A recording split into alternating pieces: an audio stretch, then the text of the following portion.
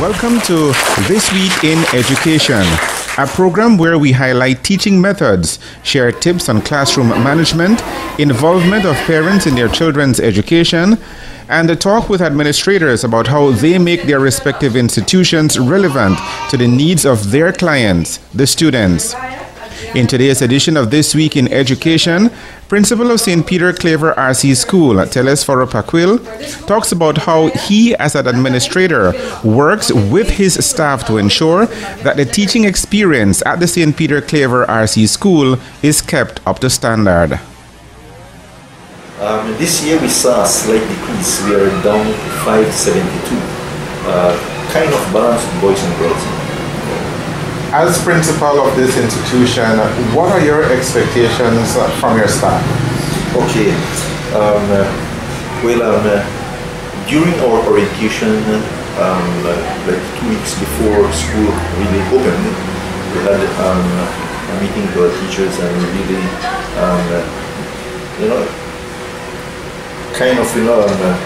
look at our handbook, faculty handbook, and we look at the things that are expected, such as being to school on time, coming to school on time, and coming to school prepared, giving attention to all students.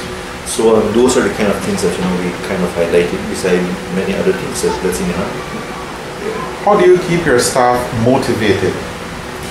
Okay, it is 35 of us, and you know that when the family is big, you kind of have difficulties.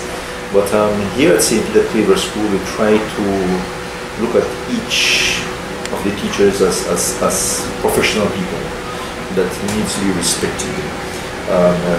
When they do their best, they are praised for their work. Of course, when we find that they are also falling short, we tell them in a nice way, what is expected.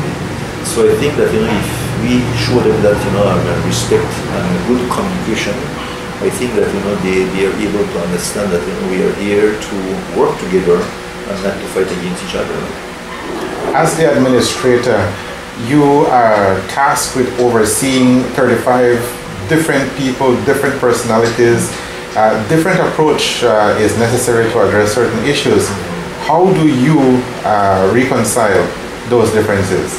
Well, we have to understand that each person is unique, all right, and what the approach that might work for this person might not necessarily work for the other.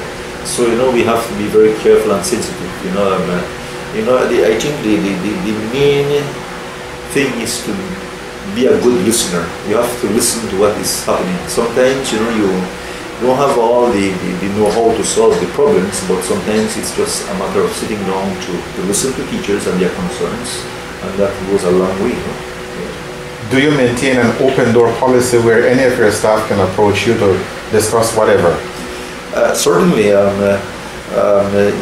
usually, for this school year, I try to get to school, well before 8 o'clock. And once I'm here, the door is open, but I keep myself busy. Once I'm in the office, I'm busy, but never too busy to see anybody, because if parents come in and teachers come in, the door is always open. And whatever it is that I'm doing, I have to stop and give them the attention. How do you stay focused yourself as an administrator? Because while you're overseeing everybody else and making sure that everything is all right, who looks after you? Well, this is where I think we need some family time. What I tell my teachers is that if we report to work early and we leave, like 5 in the evening, we have enough time to spend with the family. We cannot give all our work, our attention to the work that we do. We always need some recreation time. So normally for me, when I get home at about 5:30 thereabout, I sit with my family and talk, and go over these events.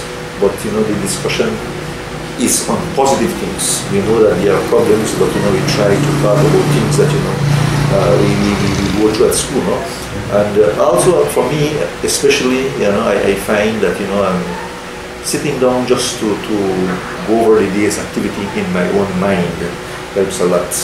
And I know that, with God on your side, all things are possible. So I never forget that, I need to always turn for assistance. Things can be challenging, but we have to stay calm and cool. That's it for This Week in Education. We invite you to join us next week for another look at what's happening in education in Toledo.